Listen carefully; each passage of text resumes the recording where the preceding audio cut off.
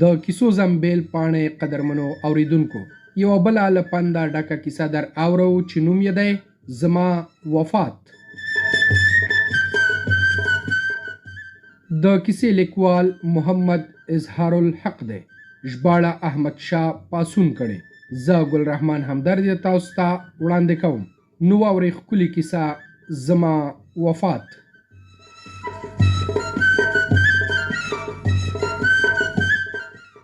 د ژمي په یخه او باراني شپه زه وفات شوم. په دې ورځ له سهاره باران ورېده. میرمنې مې سهار لا ډاکټر ته بوتلم.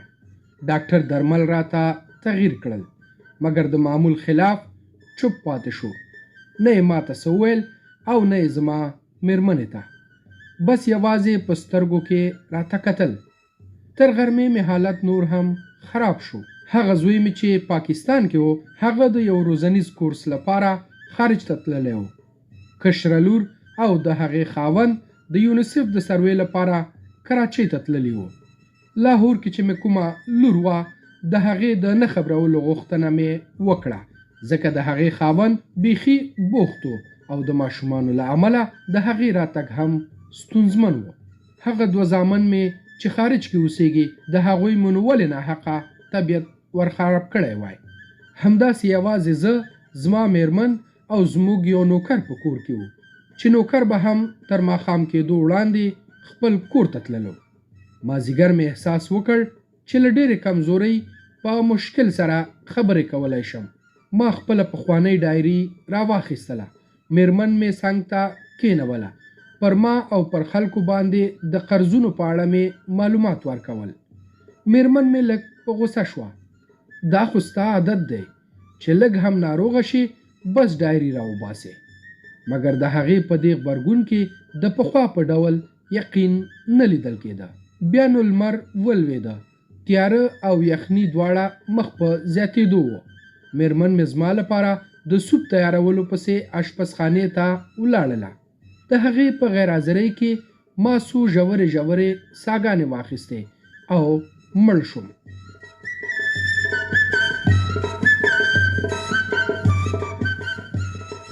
احساس مې کاوه چې ورو ورو زه له خپله وجوده وځم. بیا لکه هوا کې چې او بازی کوم. د خونې چت ته ورسېدم چې میرمنې مې سوپ راوړ. ما لیدله یوه لحظه یخه یې شوه او بیا یې په چیغو چیغو ژړا شروع کړه. ما غوښتل چې څه ووایم. نادره وه، هر څه مې لیدل مګر هیڅ مې نشو ویلی. د لاهور لور مې د شپې په آخر کې راورسېده. د کراچۍ څخه مې هم لور او د هغې خاوند سهار په لومړي پرواز کې راورسېدل. زامن خو نو درې واړه په خارج کې وو، چې هر څومره ژر هم راغلی وای 2 ورځې وخت یې نیوه. په دې سبا مازدیګر مهال زما د تدفین مراسم ترسره کېدل. شاعران، ژورنالستان، مدني فعالان بیخي ډېر راغلي وو. له هر کلي هم تقریبا ټولو ځانونه را رسولي وو. د ماماګانو له کلي څخه هم د ماما 3 واړه زامن دلته حاضر وو.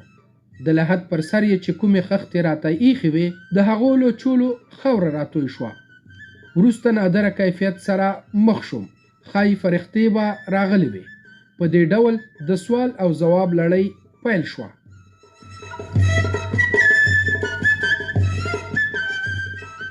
چې دا سلسله پای ته ورسېده، داسې احساسېده لکه څو شېبې چې تېرې شوې وي.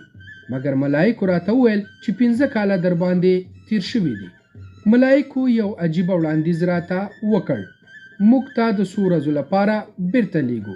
هلته نړۍ کې به څوک تا نه ویني. ولاړ شه، خپل خپلوان او خواخوږي دې وګوره. که دې وغوښتل نو د پخوا په شان عادي ژوند درکوو، که نه نو بیرته راشه.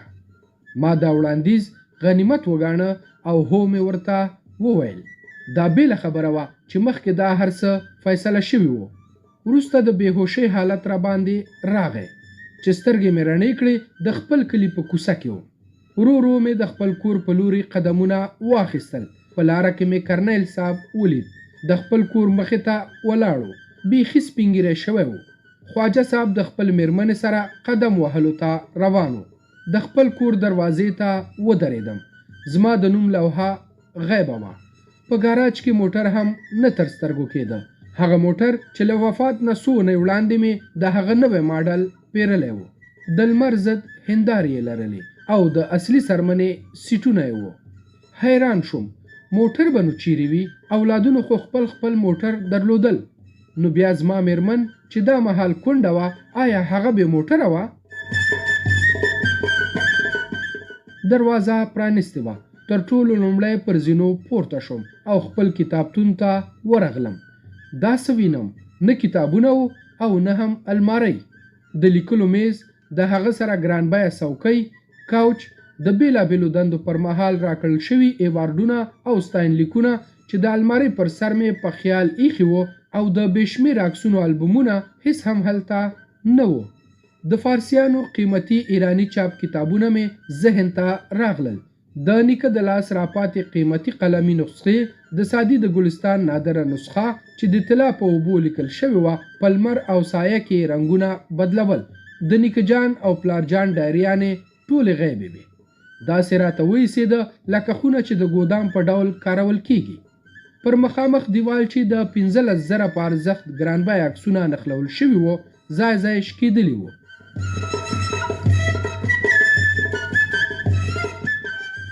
زه خواشینی له کتابتون څخه ووتلم. د لوړ منزل په انګړ کې پراخ دمه ځای خدای پاماني اخیسته. دا څه دي؟ یو دم مې را په زړه شوه. ما له چکوال څخه د رنګینو پایو لرونکي 4 پالنګونه راغوښتي وو چې په وړیو اوبدل شوي وو.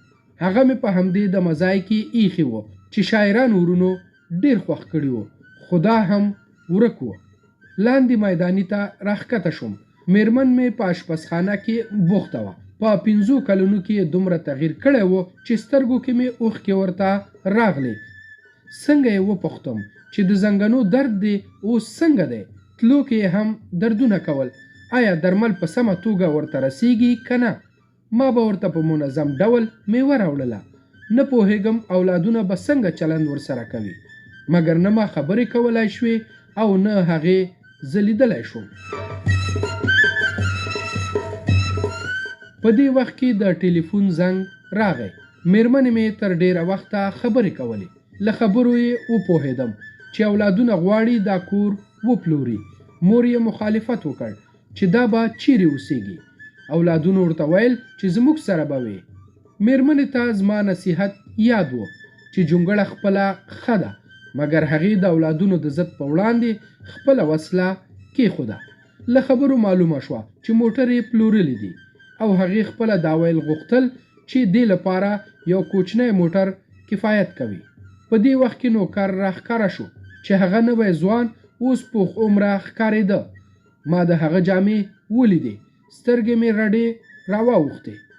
هغه زما هغه ګران بیه کمیس چې هانګکانګ کې مې اخیستی و په تن کړی و او لاندې هغه پتلون اغوستی و چې ما یې ټوکر له ایټالیا څخه راغوښتی و. ښه، نو زما ګران بیه جامې په مزدورانو تقسیم شوي دي. ما یو کال له دې پرته چې خلک مې وګوري ټول کتل څارل. د هرې لور او زوی کور ته ولاړم. د هغوی خبرې مې اورېدې. کله کله به د بابا مرحوم یعنې زما ذکر کېده او هغه هم بیخي سرسیرن. مګر زما زینب لمسی به تل د خپل نیکه یادونه کوله. یوه ورځ یې مور ته وویل دا د بانسونو څخه جوړ میز او څوکۍ زما د نیکه د لاس دی. زه ډېره کوچنی وم چې هغه راوړي وو. دا مه غورځوه. مور یې ځواب ورکړ ژر د خپلې جامې بدلې کړه او ډوډۍ دې وخوره او ما زما د ملګري کور ته ورسوه. زه د شاعرانو، ادیبانو، ټولنو او ناستو ته ورغلم. هیڅ چیرې مې هم خپل ذکر وانه اورېده. هغوی چې پر هره خبره به یې ماته د نوې غزلې د روزن مرکز خطاب کاوه لکه هیر شوی چې یم. اوس د هغوی نوکرانو زما کتابونه د هغوی د میزونو له سرونو څخه ټول کړي وو. یو ځل هدیرې ته هم ورغلم. قبر مې پر بد حال و. واښه پرې راشنه شوي وو. شناخته د مرغانو د ناستو له امله په بل مخ اوښتې وه. د شاوخوا د قبرونو هم همدا حال و. تیر یو کال کتنو او ګرځېدنو وروسته زه دې پایلې ته ورسېدم چې زما په مرګ په دنیا کې هیڅ کمبود نه دی راغلی، د یوې ذرې په اندازه هم نه. میرمنې یادولم، مګر اولادونو او لمسیانو بیخي هیر کړی وم. د ادبي محفلونو لپاره زه اوس د تاریخ یوه برخه ګرځېدلی وم. هغه غټې غټې ادارې چې زه پکې مشر تیر شوی وم، هلته د نومونو پخوانۍ لوحې لرې شوې وې او نوې یې پر ځای راغلې وې. دنیا همداسې روانه وه. هیڅ چیرې زما اړتیا نه وه، نه په کور کې نه د باندې. بل خوا په چټکۍ تهذیبي، ټولنیز او اقتصادي بدلونونه را روانو. د الوتکو سرعت تر پخوا 4 برابره ډیر شوی و. د نړۍ ټول نظام سره غونډ شوی او د یو موبایل په نس کې ایښودل شوی و. زه د دې نوو موبایلونو په استعمال هم نه پوهېدم. فرض کړئ که ما له فرښتو غوښتي وای چې ما بیرته نړۍ ته د عادي ژوند لپاره ولیږي او راغلی هم وای، نو هیڅ چیرې به ښه راغلاست نه وای راته ویل شوي. اولادونه به خواشیني شوي وای. هغوی د خپل ژوند لپاره خپل پلانونه او ارمانونه لرل چې هلته نور زما لپاره ځای نه و. کیدای شي میرمنې به هم راته ویل چې بیرته راغلی، زما ستونزې دې زیاتې کړې، کور خرڅ شوی، زه یې وایم د یو زوی سره به اوسېدم، اوس به هغه 2 چیرې وپالي. ملګري مې لږ ژوندي پاتې وو. هغوی هم اوس ټول ناروغ او له ترپه ولیدلي وو. که زه بیرته نړۍ ته راغلی وای، نو نننۍ نړۍ سره به مې هیڅ سر نه خوړ، لکه په نوو جامو کې پیوند، لکه نوي کلي کې زوړ قبر. ما ملایکو ته وویل زما وروستۍ غوښتنه دا ده چې زه بیرته قبر ته تلل غواړم. ملایکو وخندل او تبصره یې ډیره لنډه وه. هر انسان دا فکر کوي له ده وروسته چې نړۍ کې کوم کنډو رامنځته کیږي، هغه به هیڅکله ډک نشي، مګر په دې نه پوهیږي چې د ده په نشتون کې اصلا هیڅ خلا نه رامنځته کیږي.